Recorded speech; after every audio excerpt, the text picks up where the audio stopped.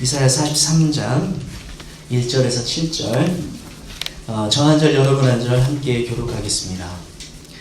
야곱아 너를 창조하신 여호와께서 지금 말씀하시느니라. 이스라엘아 너를 지으신 이가 말씀하시느니라. 너는 두려워하지 말라. 내가 너를 구속하였고 내가 너를 지명하여 불렀나니 너는 내 것이라.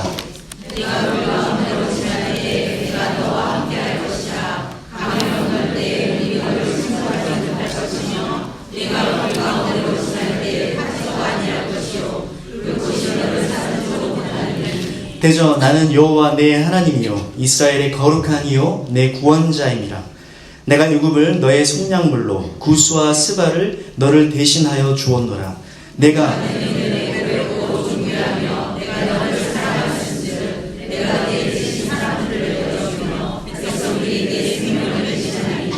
내가 내 눈에 보배롭고 존귀하며 내가 너를 사랑하였은즉 내가 내 대신 사람들을 내어주며 백성들이 내 생명을 대신하리니.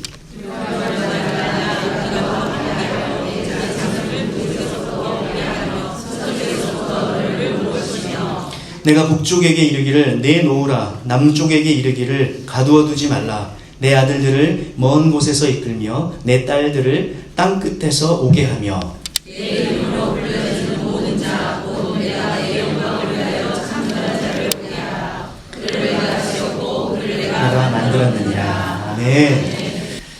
오늘 우리가 읽은 이사야 43장은 바벨론 포로 생활 가운데 있던 이스라엘 백성들을 향한 메시지입니다. 포로 생활 가운데 있던 이스라엘 백성들을 하나님께서 영광스럽게 회복하시겠다라는 메시지가 담겨 있습니다.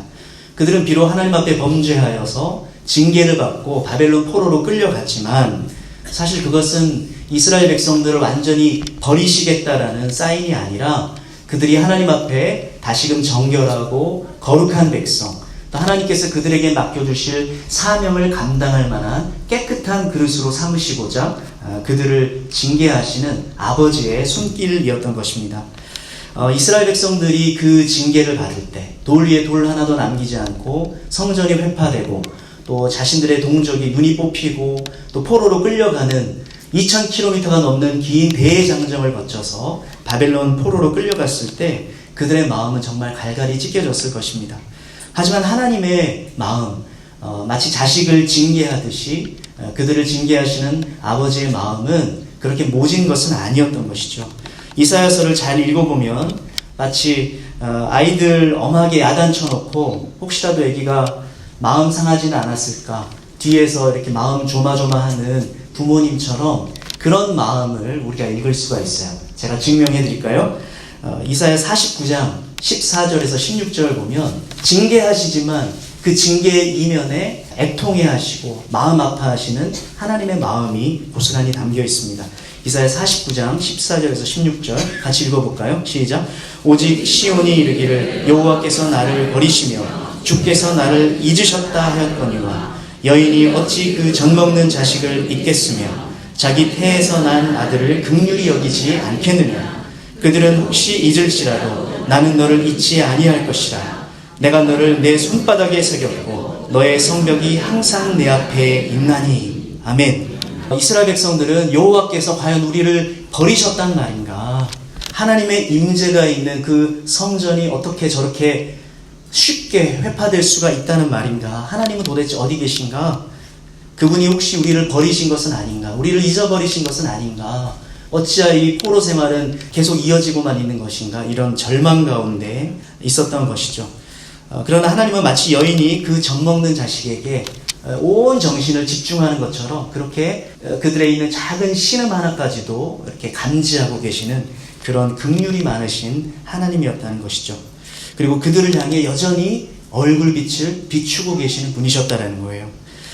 제가 온누리교회 서빙고에 있는 온누리교회에서 이제 청년부 생활을 할 적에 청년부 예배를 지하 1층의 비전홀이라는 곳에서 드리고 있었습니다. 근데 갑자기 예배 중에 방송이 울리더니 안내 말씀드리겠습니다. 지금 1층에서 아무개 이름을 가진 아기가 지금 실종됐습니다. 여러분 그 아이 보시는 분 예상차기가 이러이러한데 1층 안내실로 꼭 좀 부탁드리겠습니다 이러는 거예요. 그래가지고 갑자기 예배가 중단됐어요. 전무후무한 사건. 그 이후로 한 번도, 그 이전에도 한 번도 겪어본 적이 없었는데 예배가 중단됐어요. 그리고 예배가 유야무야 흩어지고 1층으로 올라와 보니까 1층에서 어떤 엄마가 땅바닥에 주저앉아가지고 대성통곡 하시더라고요. 우리 애기, 내 애기 어떻게 찾아내. 누가 뭐 이렇게 한 건 아닌데 아이가 사라져가지고 너무 힘들어 하시는 거예요. 근데 우리 하나님은 언약 관계 속에서 자기 백성을 그 이름을 손바닥에 새기셨다라는 거예요. 그 백성을 징계하시지만 그들을 여전히 기억하고 계시다라는 거예요. 사실 이런 이스라엘 백성들, 자기 백성을 향한 하나님의 마음은 그들이 출애굽하던 순간부터 하나님께서 제사장들의 축복이라고 하는 형식을 통해서 제사장들을 통해 계속해서 그들을 향하여서 얼마나 하나님이 은혜와 평강을 베푸시기를 원하시는 분인지를 메시지를 선포하게 하셨어요. 민수기 6장 24절 26절에 보면 여호와는 내게 복을 주시고 너를 지키시기를 원하며 여호와는 그의 얼굴을 내게 비추사 은혜 베푸시기를 원하며 여호와는 그 얼굴을 내게로 향하여 두사 평강 주시기를 원하노라 할지니라. 아멘. 하나님이 그 얼굴빛을 비추신다라는 거예요. 우리 어릴 적에 애기들 다 키워보시면 애기들 이제 옹알이 막 할 때 이렇게 하다가 까꿍 하면 애기들이 깔깔깔깔 웃잖아요. 그러니까 엄마 아빠의 웃는 미소를 쫙 보면 깔깔깔깔 웃고 그 미소 속에 평안을 느끼고 안정감을 느끼잖아요. 근데 우리 하나님이 이제 갓 태어난 것 같은 출애굽한, 이제 막 출애굽해서 광야에 있는 이스라엘 백성들을 향해서 은혜와 평강 베푸시고 얼굴빛을 비추시기를 원하신다. 이렇게 말씀하셨어요. 어떤 쉬운 성경에 보면은 너희들을 향하여서 미소 짓기 원하신다. 그분은 너를 향하여 화내지 않으시고 미소 짓기 원하신다. 번역으로 쉽게 번역되어 있기도 합니다. 왜 하나님은 이스라엘 백성들을 이렇게 특별 대우하시는가? 그들을 처음 부르셨을 때 내 아들, 내 장자를 보내라. 나를 섬기도록, 나를 예배하도록 그러셨어요. 그들을 아브라함을 최초로 부르시고 그 아브라함의 언약을 성취하셔서 이스라엘 나라를 이제 본격적으로 세우실 때 그들을 어떻게 여기셨냐면 내 아들, 내 장자라고 여기셨단 말이에요. 하나님의 나라를 상속할 가업을 이어서 다른 어떤 집안, 어떤 자식에게도 알려주지 않는 특별한 가업의 비밀을 이어갈 수 있는 그런 장자, 상속권을 가진 장자로 부르셨다라는 거예요. 그리고 그들이 그 장자로서의 어떤 특별한 사명을 감당하는데 그 사명이 뭐였냐면 열방의 빛, 선교하는 나라. 이스라엘 백성들이 하나님을 극진히 섬기고 그분의 말씀과 도에 순종하면서 따를 때 얼마나 영광스러운 하나님의 나라가 이 땅 가운데 도래하는지, 그리고 온 열방이 그 이스라엘을 보면서 부러워서 못 견뎌가지고 여호와의 율법을 배우자 하면서 시온으로 나아오는 이런 선교적인 그림을 꿈꾸고 계셨던 거예요. 그런데 이스라엘 백성들은 그 위대한 제사장 나라로서의 이방의 열방의 빛으로서의 어떤 선교적 사명에 성공했어요? 실패하고 말았습니다. 목이 곧은 백성 되어서 바알과 아세라를 섬기고 우상을 숭배하고 안식일을 더럽히고 그래서 하나님 앞에 징계와 심판을 받고 바벨론 포로로 끌려가게 되었어요. 여호와의 얼굴빛을 비추시고 은혜와 평강을 베푸시기를 원하신다 말씀하셨던 그 하나님이 변덕쟁이 하나님이어서가 아니라 그들을 더 깨끗한 그릇으로 만드시고 그들을 향한 하나님의 부르심의 소망이 너무나 특별한 것이기 때문에 그들을 특별히 다루시는 것이었던 것이죠. 이 하나님의 마음, 언약적인 심장을 이해하고 선지자들의 메시지를 듣고 그 마음의 통에 자복하는 마음으로 다시 돌이켜서 고토로 돌아오는 사람들을 선지서에는 남은 자다 그렇게 표현을 하고 있어요. 여호와께서 우리를 과연 잊어버리신 것인가? 우리를 버리셨는가라는 어떤 절망의 어떤 멘탈이 이스라엘 백성들에게 있었고 선지자는 그것을 딱 클릭하잖아요. 근데 그런 배경 속에서 하나님이 이사야 43장 1절의 말씀을 우리에게 선포하시는 거예요. 야곱아 너를 창조하신 여호와께서 지금 말씀하시느니라. 이스라엘아 너를 지으시니가 말씀하시느니라. 너는 두려워하지 말라. 내가 너를 구속하였고 내가 너를 지명하여 불렀나니 너는 내 것이라. 하나님 지금 말씀하십니다. 야곱아 너를 창조하신 여호와 너를 지으시니. 하나님께서 자기 백성 언약 백성을 창조하셨다라는 거예요. 야곱이 이스라엘 되는 사건, 이것이야말로 도망자요, 강탈자요, 또 형 에서의 장자권을 사기꾼처럼 빼앗았던 그 야곱 같은 인생을 이스라엘, 자기 언약 백성으로 삼으신 사건이야말로 재창조에 방불한 그런 사건이었고 자기 백성을 그렇게 창조하신 사건이었는데 그들을 이제 자기 백성 삼으신 것이야말로 마치 혼돈과 공허 속에 빛이 있으라 말씀하시면서 천지를 창조하신 그 하나님의 능력으로 세상을 창조하시듯이 자기 백성을 그렇게 창조하셨다라는 거예요. 이게 무슨 얘기냐? 언약 백성을 하나님이 부르실 때는 그런 창조의 능력으로 우리를 세우신다라는 거예요. 그러니까 그 어떤 인생도 하나님의 손에 붙들렸을 때 아무리 혼돈과 공허 속에 있는 것만 같은 절망 중에 있는 인생일지라도 하나님의 손에 붙들리면 놀라운 창조의 능력으로 거듭날 수 있다라는 것이죠. 야곱이 이스라엘 되듯이 우리 하나님은 여러분의 인생을 놀랍게 재창조해 가실 줄 믿습니다. 아멘. 그런 중 누구든지 그리스도 예수 안에 있으면 새로운 피조물 보라 새 것이 되었도다 새 창조가 되었도다 라고 고린도후서에 말씀하십니다. 이런 창조의 능력을 언약 백성들에게 베푸셨던 것이죠. 자, 그런데 이 야곱 나의 종 야곱아라고 주님이 부르셔요. 44장 1절에서 2절 말씀에도 보면 이스라엘 백성들을 부르시는 이 호칭이 굉장히 특별해요. 제가 인용했는데 이사야 44장 1절에서 2절 말씀을 한번 제가 읽어보는데 같이 읽어볼까요? 시작. 나의 종 야곱 내가 택한 이스라엘아 이제 들으라. 너를 만들고 너를 모태에서 지어낸 너를 도와줄 여호와가 이같이 말하노라. 나의 종 야곱 나의 택한 여수르나 두려워하지 말라. 기본적으로는 우리를 잊어버린 분이 아니신가라고 절망 가운데 있던 이스라엘을 향한 위로의 메시지이죠. 내가 너를 도와줄 것이다. 그런데 그들을 향한 명칭이 야곱아 이스라엘아 여수르나 이렇게 말씀하셨어요. 여수른이라는 말은 이스라엘 백성들을 처음에 출애굽하셔서 초창기에 이스라엘 나라가 시내산에서 언약을 맺고 40년 광야 생활을 한 이후에 이제 가나안을 막 입성을 앞두고 모세가 하나님의 말씀을 대언할 때 이스라엘 백성들 향해 여수르나 이렇게 불러요. 그리고 한 번도 나오지 않다 여기서 딱 한 번 여수르나 이렇게 부르는 거예요. 그러니까 이게 무슨 얘기냐면 이스라엘이 마치 갓난아이 같이 이제 갓 태어난 상태에서 아버지의 어떤 훈련의 바운더리에서 훈련받고 광야의 시간을 보내고 이제 본격적으로 사명을 감당할 만한 단계에 이르렀을 때 그러니까 이스라엘 나라의 초창기에 여수르나라고 부르는 거는 마치 어린 시절에 우리 엄마 아빠들이 우리 어린 아이들을 바라보면서 야 이 개똥아 아니면 야 누구누구 안구해 하면서 별명을 부르듯이 그런 과거에 애틋했던 하나님과 이스라엘 백성들의 언약 관계 속에 있던 특별한 어떤 네이밍을 하고 있는 거예요. 예전에 제가 그 설 연휴 때 이제 저희는 외갓집에 많이 모였는데 저희 큰 삼촌이 60이 넘으셨는데 저희 이모를 보면서 이모도 이제 요즘은 60이 넘으셨는데 조카들이 있는 데서 야 얍실아 하는 거예요. 얍실이라는 게 무슨 의미인지 모르겠지만 하여튼 어렸을 적에 어떤 상황을 묘사하면서 얍실이라는 거예요.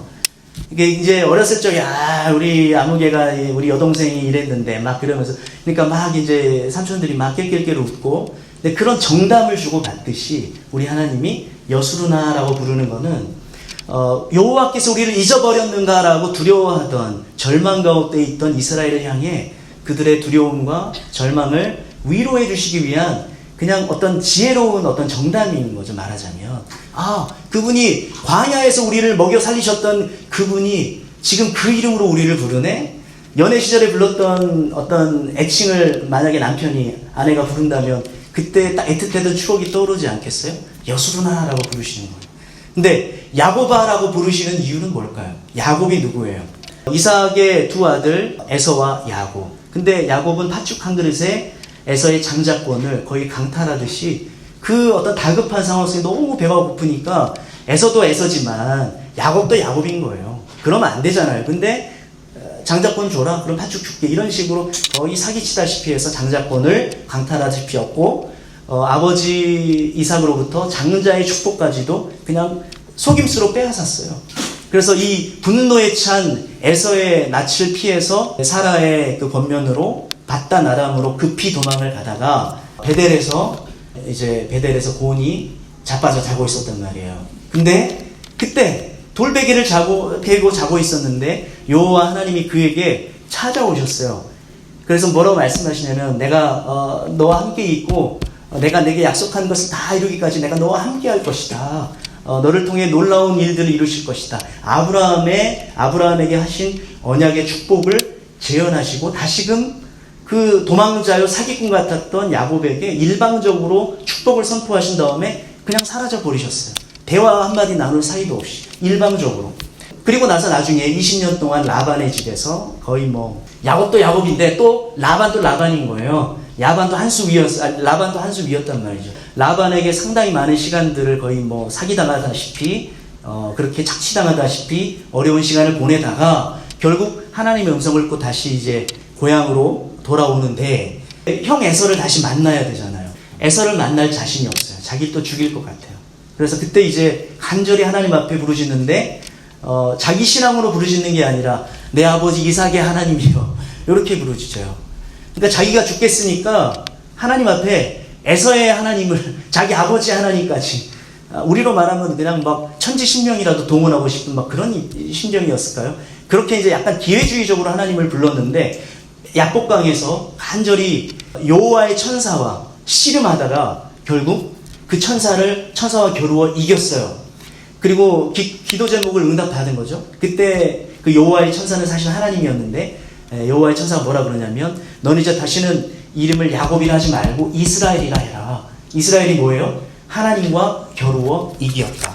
하나님과 겨루어 이겼다라는 이름을 받은 거예요. 그러니까 야곱이 이스라엘 된 사건은 그 이스라엘이라는 새로운 정체성을 얻었는데 그 이스라엘은 하나님이 져주신 인생. 하나님이 그냥 너 야곱 잘됐다. 이놈의 자식 장자권을 함부로 강탈하다는 이게 아니라 그냥 은혜로 베델에서 나타나셨던 그 하나님이 이제 한 번 더 야곱을 베델에서 져주신 거예요. 그리고 너는 하나님을 이겨버린 거야. 그러니까 이스라엘이야. 이렇게 말씀하셨단 말이에요. 이게 언약 백성의 정체성인 거예요. 하나님이 져주신 백성. 하나님이 덤으로 뭔가를 축복하시려고 그냥 일부러 길을 열어주신 백성. 이것이 바로 이스라엘의 어떤 정체성이었고 그 이스라엘의 12 아들들이 나중에 12족장이 되고 이스라엘 나라를 이루었어요. 근데 이스라엘 백성들은 이스라엘 족속이라고 부르기 시작하면서 이제 이스라엘 백성이 됐어요. 그러니까 이스라엘이라는 나라를 하나님이 야곱이라고 부르실 때는 그렇게 강탈자여 도망자였던 사기꾼 같은 그 야곱을 하나님이 특별히 덤으로 보너스처럼 마치 어부지리로 축복을 얻은 것처럼 그렇게 놀랍게 쏟아 부으시는 어떤 축복을 받은 자, 하나님의 일방적인 선택을 받은 자라는 의미가 있는 거예요. 그러니까 이스라엘은 굉장히 축복의 언약적인 함의가 있는 이름인 것이죠. 그런데 그 이스라엘을 향해 야곱아라고 부르시면서 너희들이 비록 하나님 앞에 내 앞에 범죄하여 쫓겨나고 심판받았지만 야곱을 이스라엘 되게 한 나 여호와 그 여호와를 다시금 상기시키면서 너희들을 내가 다시 세울 것이라는 어떤 메시지가 담겨있는 호칭이었던 거예요. 왜 하나님은 이렇게 폐역하고 심판받아서 포로로 끌려가 있는 이스라엘 백성들을 야곱아라고 부르시는가? 그들이 비록 사명에 실패했지만 야곱에게 져주신 것처럼 이제 이스라엘 백성들을 포로로 끌려간 이스라엘 백성들에게 마치 한 번 더 특별히 져주시듯이 뭔가 특별한 일을 또 하시겠다라는 메시지가 담겨있는 것이죠. 오늘도 하나님은 야곱 같은 버러지 같은 너 야곱아 내가 너와 함께 할 것이다. 너를 도와주겠다라는 메시지를 우리가 방금 기도 가운데 읽었습니다. 그런 동일한 심정으로 오늘 우리와 함께 하시는 줄 믿습니다. 어떤 인생일지라도 아무리 그 인생이 복잡하고 과거의 삶이 엉망진창이었을지라도 너를 창조한 여호와가 이제 말씀하시느니라. 우리의 인생을 그분의 손에 올려드리기만 한다면 우리의 인생을 놀랍게 회복해 가실 줄로 믿습니다.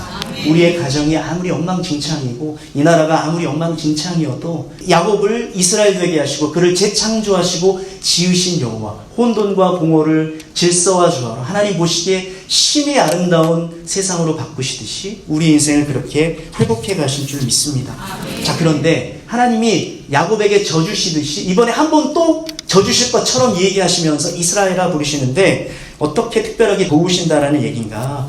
그 하나님의 방법, 그 하나님의 대안으로 준비된 존재가 이사야서에서는 여호와의 종이었어요. 여호와의 종. 우리가 지난주에 이사야 61장 말씀 읽으면서 이 여호와의 종은 거룩한 디바인 워리어, 거룩한 용사와 같이 하나님을 간절하게 의지했는데 압제와 강포에 시달리면서 핍박받던 경건한 자들을 위해 보복하시고 그들의 상한 마음들을 치료하시고 회복하시고 그들의 상처와 아픔, 슬픔을 변하여 찬송의 옷으로 그리고 화관을 씌워주시고 그렇게 놀랍게 영광스럽게 회복시켜줄 존재로 이 여호와의 종을 묘사하고 있어요. 그리고 이 여호와의 종이 그 이스라엘 백성들의 모든 질고와 아픔과 죄악을 또 대신 다 짊어져 버린다는 거예요. 이스라엘 백성들이 과거에는 그들이 범죄하여서 하나님 앞에 징계와 심판을 받고 포로로 끌려갔지만 이제부터 시작할 여호와 하나님의 어떤 회복의 역사는 이전 일과 같지 않아가지고 놀라운 어떤 상상할 수 없는 일인데 하나님의 대안으로 준비된 여호와의 종이라고 하는 어떤 존재가 이제 이스라엘 백성들의 모든 상처와 아픔과 원한을 다 갚아주시고 회복하시고 치료하실 뿐만 아니라 그들의 모든 죄악까지도 다 감당하신다라는 거예요. 그는 실로 우리의 질고를 지고 우리의 슬픔을 당하였거늘 우리는 생각하기를 그는 징벌을 받아 하나님께 맞으며 고난을 당한다 하였노라. 그가 찔림은 우리의 허물 때문이요 그가 상함은 우리의 죄악 때문이라. 그가 징계를 받음으로 우리는 평화를 누리고 그가 채찍에 맞음으로 우리는 나음을 받았도다. 우리는 다 양같아서 그릇 행하여 각기 제 길로 갔거늘 여호와께서는 우리 모두의 죄악을 그에게 담당시키셨도다. 이스라엘 백성들은 포로 생활 가운데 있는데 먼 미래에 있을 상황에 대해서 여전히 이스라엘 백성들은 회복된 이후에도 하나님 앞에 범죄할 거라는 거예요. 근데 그들의 모든 죄악까지도 여호와의 종이 또 한 번 다시 다 담당하신다라는 거예요. 그가 징계를 받음으로 우리는 평화를 누리고 그가 채찍에 맞음으로 우리는 나음을 받았도다. 그래서 이전에 과거 이스라엘 백성들처럼 또 패역할지라도 이제는 든든한 대안이 있는데 여호와의 종이 우리를 대신해서 징계를 받으시겠다라는 거예요. 그가 징계를 받음으로 우리는 평화를 누리고 아까 제사장의 축복에서 여호와는 너희에게 은혜 주시고 평강 베푸시기를 원하노라. 이 얼굴빛을 비추시고 은혜와 평강 베푸시기를 원하시는 이 하나님의 마음은 동일한데 이제 앞으로 펼쳐질 역사는 우리에게 하나님께서 은혜와 평강을 주실 때 그 방법이 뭐냐면 여호와의 종이 우리를 대신해서 택하신 언약 백성을 대신해서 고난받는 방식으로 그 제사장의 축복을 성취해 가실 것을 말씀하고 계시는 거예요. 그래서 하나님께서 사기꾼 같은 야곱에게 져주시고 이스라엘 백성들을 세우시듯이 또 포로로 끌려가 있던 이스라엘 백성들을 이렇게 새롭게 만지시고 회복시키시고 세우실 거다 말씀하십니다. 자기 백성들을 또 하나님 자녀답게 설 수 있도록 하시고 그들이 선교적인 사명을 다시금 열방의 빛으로서의 선교적인 사명을 감당하도록 이 땅 가운데 오신 분, 여호와의 종으로 오신 분, 그분이 누구신가요? 예수 그리스도. 예수 그리스도가 바로 이 모든 일들을 가능케 할 것이라는 거예요. 베드로 전서에서는 이 이사야 53장이 어떻게 성취되었는지를 설명합니다. 신이 나무에 달려 그 몸으로 우리 죄를 담당하셨으니 이는 우리로 죄에 대하여 죽고 의에 대하여 살려 하려 하심이라. 그가 채찍에 맞음으로 너희는 나음을 얻었나니 너희가 전에는 양과 같이 길을 잃었더니 이제는 너희 영혼의 목자와 감독 되신 이에게 돌아왔느니라. 아멘. 예수께서는 우리가 더 이상 이스라엘 백성들처럼 과거의 죄 가운데 살지 않고 의에 대하여 살도록 하시기 위해서 십자가를 지셨다고 말씀하십니다. 이스라엘 백성들을 놀랍게 회복하시고 그들을 도와주시겠다고 말씀하신 하나님이 예수 그리스도를 우리 가운데 보내주셔서 우리의 죄를 다 짊어지시고 이제는 의에 대하여 살도록 하려 하심이라는 거예요. 자, 의에 대하여 산다는 게 무슨 말이에요? 하나님의 나라와 영광을 위해서 예수의 복음을 위해서 살도록 하시겠다라는 것이죠. 아멘. 재창조된 인생, 이전과는 전혀 다른 하나님 앞에 새롭게 재창조된 인생은 의에 대해서 사는데 하나님의 나라와 하나님의 의 복음을 위해 예수의 이름을 위해 사는 존재인 줄 믿습니다. 그리고 그 사명을 특별히 감당하도록 이사야서 맥락에서는 돕는 존재 여호와의 종을 너희 가운데 보내겠다라는 거예요. 그리고 이미 우리 신약 백성은 그 우리를 도우시고 우리가 특별히 하나님의 사명, 열방의 빛으로서의 선교적 사명을 감당할 수 있는 돕는 분이 오셨어요. 헬퍼가 오셨어요. 예수 그리스도 보혜사 성령님이 우리 가운데 오셔서 이제 우리를 도우시고 우리와 함께 하시는 줄 믿습니다. 아멘. 우리는 비록 연약하지만 우리는 비록 지렁이 같은 야곱이지만 우리가 예수의 이름을 바라보고 예수를 의지하고 성령님의 능력을 의지한다면 하나님께서 우리를 통해 놀라운 재창조의 사역을 이루어 가실 줄로 믿습니다. 아멘. 하나님께서 그렇게 하시겠다고 하는데 누가 하나님의 이 계획하심 앞에 어깃장을 놓겠어요? 만왕의 왕이신 그분이 그렇게 일하시기로 결정하셨다는데 누가 그분의 계획하심에 반대할 수 있겠습니까? 그분이 우리를 택하셨는데 누가 우리를 찬수할 수 있겠어요? 자, 이사야 43장 7절 말씀 한번 읽어보겠습니다. 시작. 내 이름으로 불려지는 모든 자 곧 내가 내 영광을 위하여 창조한 자를 오게 하라. 그를 내가 지었고 그를 내가 만들었느니라. 아멘. 그분이 사용하지 못하실 인생은 없습니다. 창조자이신 하나님의 손에 붙들린다면 혼돈과 공허 같은 우리의 인생이 하나님 보시기에 신이 아름다운 모습으로 영광스럽게 쓰임받을 줄 믿습니다. 오늘 이 시간에 우리가 기도할 때 주여 하면서 하나님 앞에 손들고 기도하는 것은 주여 주의 전능하신 오른손으로 나를 붙드셔서 우리 교회를, 우리의 인생을, 우리 가정을 그렇게 재창조하여 주시고 사용하여 주십시오. 선교적인 사명을 감당케 하여 주십시오. 이런 기도가 담겨 있는 것이죠. 하나님은 예수 안에서 이미 우리를 그렇게 창조하셨고 이미 창조하셨고 지금도 여전히 창조해 가고 계시는 줄 믿습니다. 옆에 있는 사람들을 볼 때 너는 여전히 그 모양이냐? 이런 어떤 비아냥이 생길 수도 있지만 그 하나님의 일하심을 함부로 회방하는 거예요. 하나님의 권위를 무시하는 거예요. 옆에 있는 지체들을 우리가 비방하고 얕잡아 보는 것은 이 창조의 역사를 비웃는 거예요. 아멘이죠, 여러분? 옆에 있는 분들에게 하나님이 놀라운 일을 하고 계시는군요. 한번 선포하십시오. 그런 믿음이 여러분 가운데 믿음의 눈이 열릴 수 있길 바랍니다. 내가 내 영광을 위하여 창조한 자를 오게 하라. 그를 내가 지었고 그를 내가 만들었느니라. 내 영광을 위하여 창조한 자. 그분이 각양각색의 모습으로 우리의 가정과 우리의 인생을 재창조해 가고 계시는 줄 믿습니다. 정리하겠습니다. 이스라엘은 사명자였습니다. 그러나 실패한 사명자였습니다. 그럼에도 불구하고 하나님은 그들을 다시 쓰시겠다고 약속하고 계십니다. 이전보다 더 영광스럽게 회복된 모습으로 창조하시겠다고 말씀하십니다. 그 회복이 얼마나 놀랍고 기가 막힌지 새로운 창조에 비견할 만한 사건이라고 주님이 말씀하십니다. 그리고 그 놀라운 창조적 회복의 사역은 여호와의 종 메시아로 오신 예수 그리스도의 놀라운 중보적인 사역을 통해 결정적인 전환점이 준비된 것이죠. 이 예수 때문에 우리는 다시금 하나님의 자녀들이요 사명자라고 칭함을 받게 되었습니다. 그분이 우리를 도와주실 줄 믿습니다.